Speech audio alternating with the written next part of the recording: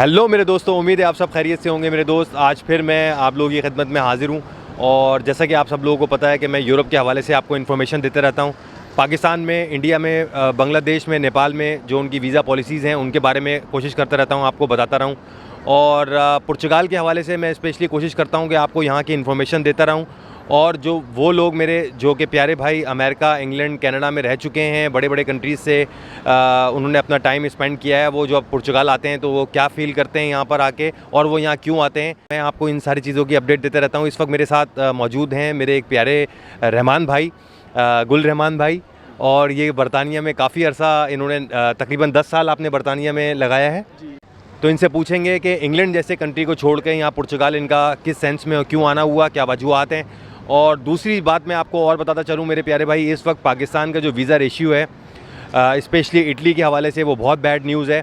अभी कुछ दिनों पहले की बात बताऊँ, अभी 4 दिन 5 दिन पहले की बात बताऊँ कि मुझे किसी ज़राए से पता लगा कि 500 एप्लीकेशंस में से सिर्फ 3 लोगों के वीज़े लगे हैं इटली के, जो कि एक बहुत ज़्यादा गमगीन बात है। इस वक्त पाकिस्तान का जो वीज़ा रेशियो है स्पेशली पाकिस्तान का, वो बहुत ख़राब जा रहा है। और उनमें से जो वीज़े रिफ्यूज़ हुए हैं उनमें से कई तो वीज़े ऐसे रिफ्यूज़ किए गए हैं जिनके स्विट्ज़रलैंड के और जर्मनी के 2-2 3-3 स्टिकर थे, मगर इस बार इटली ने उनको रिफ्यूज़ कर दिया। तो मैं आप सब लोगों को ये बताना चाह रहा हूँ कि ये जो पाकिस्तान में हमारे प्यारे एजेंट माफिया हैं, इन लोगों ने अपॉइंटमेंट भी सारे बुक कर लिए हैं और एक अपॉइंटमेंट हमें 10-10 20-20 हज़ार रुपये का बेचा जा रहा है। और वो ख़रीदने के बाद भी जब हम वीज़ा अप्लाई कर रहे हैं अच्छे प्रोफाइल के साथ भी, तब भी हमारा वीज़ा रिफ्यूज़ हो रहा है। तो अभी फ़िलहाल अप्लाई ना करें, भले आपकी कितनी अच्छी प्रोफाइल है, स्पेशली इटली के लिए अप्लाई ना करें, बहुत सोच समझ के करें। हाँ, अगर वीज़ा आपका बिज़नेस वीज़े के लिए की तरफ जा रहे हैं तो आपके वीज़ा लगने के चांस हैं, क्योंकि इस पूरे महीने में कोई 8-10 बिज़नेस वीज़ा जो हैं वो इशू हुए हैं। लेकिन जो टूरिज़म के वीज़ा हैं, जो टूरिस्ट पर्पस के हवाले से जो लोग वीज़ा अप्लाई कर रहे हैं, उनके बहुत बड़ी तादाद में, चाहे फैमिली के साथ अप्लाई कर रहे हैं चाहे सिंगल अप्लाई कर रहे हैं, बहुत बड़ी तादाद में रिफ्यूज़ल आ रहे हैं। तो बी केयरफुल। अब मैं आपको लेके चलूँगा मैं अपने प्यारे रहमान भाई के पास और पूछूंगा इनसे कि इंग्लैंड छोड़ के पुर्तगाल इनका कैसे आना हुआ और क्या डिफरेंस इनको लगता है इंग्लैंड में और पुर्तगाल में। इंग्लैंड में तो मैं भी काफ़ी अरसा रह चुका हूँ, लेकिन हर आदमी का अपना एक अलग एक्सपीरियंस होता है। तो अभी मैं रहमान भाई से पूछूंगा कि ये क्या सोचते हैं पुर्तगाल के बारे में। अस्सलाम वालेकुम रहमान भाई, कैसे हैं आप? वालेकुम सलाम सर, कैसे हैं? अल्लाह का शुक्र है, आप खैरियत से?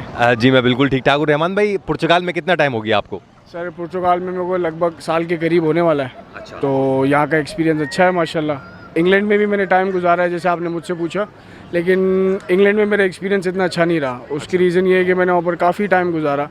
आई was there on student visa, extend किया, एजुकेशन ली, डिग्री ली, फिर उन्होंने बोला PSW मिल जाएगा, वो बंद हो गया। फिर उन्होंने बोला कि फैमिली रीयूनियन का वीज़ा मिल जाएगा, वो मेरे सारे डॉक्यूमेंट्स क्लियर थे। सिंपल मेरे को बोला कि भाई आई एम नॉट सेटिस्फाइड, जज ने इतना बोल दिया and they told me to go back. तो मैंने इतना टाइम स्पेंड किया, एजुकेशन ली, सारी चीज़ें की है। जॉब्स का वहाँ पर इतना प्रॉब्लम नहीं है, लेकिन by the end of the day आप एक जगह पर आके स्टक हो जाते हो। जब आपके डॉक्यूमेंटेशन सॉर्ट नहीं होते तो आप जो भी कमाते हो आपका दिमाग वहीं पर होता है कि आप वहाँ पर इन्वेस्ट करते रहो। तो by the end of the day आपका टाइम भी ज़ाया हो रहा होता है, और जब आपका वहाँ पर कोई डॉक्यूमेंट्स नहीं होता है तो इवेंचुअली आपको you have to come back. Sorry, अच्छा रहमान भाई, मैं पूछना ये चाहूँगा कि जो 10 साल आपने बरतानिया में लगाए हैं, अगर यही टाइम अगर आप पुर्तगाल में लगा लेते तो 5-6-7 सालों में आपको पासपोर्ट मिल जाता। तो आपको लगता है कि हम लोग जो हैं, जितने भी हम लोग एशियन हैं, वो हमारी ख्वाहिश होती है सबसे पहले पैसा बना लें, तो क्या ये बात सच है कि हमें पहले अपने डॉक्यूमेंट्स की तरफ भागना चाहिए, अपने आप को पक्का करना चाहिए, उसके बाद हमें पैसे को सोचना चाहिए? सर मैं ये समझता हूँ कि इंसान को जो भी भाई आता है उसको सबसे पहले अपना जो है वो क्या कहते हैं, अपना वीज़ा स्टेटस बेहतर करे। और पुर्तगाल में तो सबसे बड़ा बेनिफिट आपको ये the day you are here, आपको जो है वो क्या कहते हैं, हर चीज़ लीगल है। आप बैंक अकाउंट खुलवाओ, आप अपना कार्ड बनाओ, ट्रैवलिंग करो, पूरे पुर्तगाल में बिल्कुल ऐसे आप घूम सकते हो जैसे आप अपने मुल्क में घूम रहे हो। तो आपको सबसे बड़ा बेनिफिट ये है ऑन अराइवल। और इस वक्त दूसरी कोई भी कंट्री मेरा नहीं ख्याल है कि इतनी इजीली आपको डॉक्यूमेंटेशन दे रही है। सॉरी आपको इंटरप्ट कर रहा हूँ, इतनी आसानी से, जितनी आसानी से पुर्तगाल इमिग्रेशन दे रहा है, यहाँ पे हमारे एशियन में मुझे कुछ फ़कीर भी नज़र आए, उनसे लेकर फ़कीरों के पास भी रेजिडेंस कार्ड है यहाँ का। तो ये जितना आसान इन्होंने मामला किया हुआ है, मुझे लगता है अफगानिस्तान भी इतने आराम से अपना रेजिडेंस कार्ड नहीं देता होगा। सर बिल्कुल सही आपने फरमाया। असल में इस वक्त सिलसिला यही है, मैं आपको जो बात बताना चाह रहा था कि सबसे बड़ा बेनिफिट आपको यही है अच्छा मेरे प्यारे रहमान भाई, ये मुझे बताएं कि क्या डिफरेंस लगा आपको इंग्लैंड में और पुर्तगाल में? यहाँ वेदर के हिसाब से या जॉब के हिसाब से कुछ अपना एक्सपीरियंस शेयर करें नए आने वालों के लिए। सर जॉब के हवाले से थोड़ी सी तंगी है, ठीक है। कंपेयर टू यूके या अदर कंट्रीज़ हो गई। थोड़ा सा और जॉब्स है वो इसलिए कि हमें लैंग्वेज नहीं आती? सर सबसे बड़ा प्रॉब्लम ये है। स्टिल मैं ये आपको बात कहूँगा कि मैंने यूरोप की दूसरी कंट्रियों में भी विज़िट किया हुआ है, but as far as I मैंने एक्सपीरियंस किया है, Portugal is a best country. Reason being कि यहाँ पर still people they communicate in English.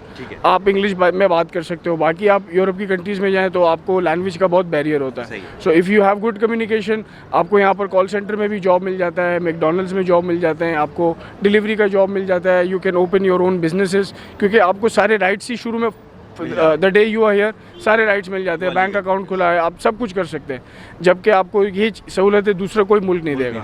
England में मैंने तकरीबन 10 साल के करीब आसपास गुजारा है, लेकिन डॉक्यूमेंटेशन नहीं हुए, टाइम वेस्ट हुआ, एजुकेशन की, लेकिन by the end of the day I am zero. अच्छा आप मुझे बता रहे थे आपने पैसा भी बरतानिया में बहुत खर्च किया अपने आप को वहाँ पे परमानेंट करने के लिए, तो कितना पैसा लगाया आपने वहाँ? सर स्टडी में एक्सटेंशन करते रहे, उसके पैसे, लॉयर्स के पैसे, केस को एक्सटेंड करते रहे, तो रफली आप कह सकते हो 35,000 to 40,000 pound. Oh my God. और अब आप क्या सोचते हैं यहाँ पर आने के बाद कि जो आपने फाइल वगैरह अपनी लॉक करवाई है, तो कैसा फील कर रहे हैं कि आपको पहले ही आना चाहिए था यहाँ पे? सर बस ये तो इंसान की किस्मत होती है, वहाँ टाइम ज़ाया किया है, कुछ मिला नहीं, क्योंकि एक दफ़ा आपको डॉक्यूमेंटेशन मिल जाते हैं, लेटर ऑन आप अपने आप को स्टेबल कर सकते हो, लेकिन जब आपकी डॉक्यूमेंटेशन ही नहीं है, यू नेवर नो कि आप आज हो कल नहीं हो, तो आपकी क्या स्टेबिलिटी होगी, आपका माइंड सेट ही नहीं होगा। तो ये सबसे अच्छी बात है पुर्तगाल की, द डे फर्स्ट आप यहाँ हो, पीस ऑफ माइंड, अपना काम करो, जॉब करो, you have like so many options, choose what ever you like. और जिसमें आपकी एक्सपर्टीज़ है, आपको सबसे बड़ा बेनिफिट ये है कि आप अपना बिजनेस खोल लो, उसको आप चला सकते हैं। प्लस सर यहाँ का मौसम इतना सुहाना है कि गर्मी भी इतनी ख़ास नहीं है, ठंड भी इतनी ख़ास नहीं है, अच्छा वेदर है। यूके में तो आपको पता है ऑलमोस्ट या तो ठंड है और कुछ दिनों के लिए गर्मी आती है, तो यहाँ का वेदर तो लवली है। You have lovely weather, lovely people, racism नहीं है, लविंग पीपल, एक दूसरे का ख्याल करने वाले लोग हैं। प्लस आपको बस लैंग्वेज बैरियर इतना नहीं है compare to other Europe countries. अच्छा रहमान भाई, हर बंदे से मैं यही सवाल करता हूँ कि जब वो यहाँ पर आता है तो मैं ये पूछना चाहता हूँ, ताकि हर आदमी अपना एक्सपीरियंसेस जो उसके साथ एक्सपीरियंस हो रहे हैं वो बताए कि यहाँ पे बंदा जब आता है तो उसको बेड स्पेस से लेके, उसके खाने से लेके, उसका मंथली कितना एक्सपेंस होता है तकरीबन? सर ये तो डिपेंड करता है हर इंसान के अपनी सिचुएशन के हिसाब से। अब अगर कोई बंदा जैसे सिंगल है और वो शेयरिंग में रहता है, तो अगर वो अच्छे उसमें रहता है तो रफली 250 to 300 यूरो होता है, जिसके अंदर आपका खाना पीना भी इंक्लूडेड होता है, आपकी रिहाइश भी, जिसमें आपको बेड स्पेस भी मिल जाता है, या 2-3 दोस्त मिल। बेड स्पेस कितने तक का मिल जाता है नॉर्मली एक मंथ का, अगर देखा है 2-3 लोगों के साथ अगर लेना चाहें? सर बेड स्पेस रफली अगर एक रूम में 2-3 लोग हों, 4 लोग हों, तो वो आपको 100 तक का पड़ जाता है, लेकिन अगर एक रूम को 2 लोग शेयर करते हैं तो 150-200 तक का पड़ जाता है। सही। तो डिपेंड ऑन द सिचुएशन, अगर ज़रा अच्छी लोकेशन है वो तो माइट भी एक्सपेंसिव भी हो,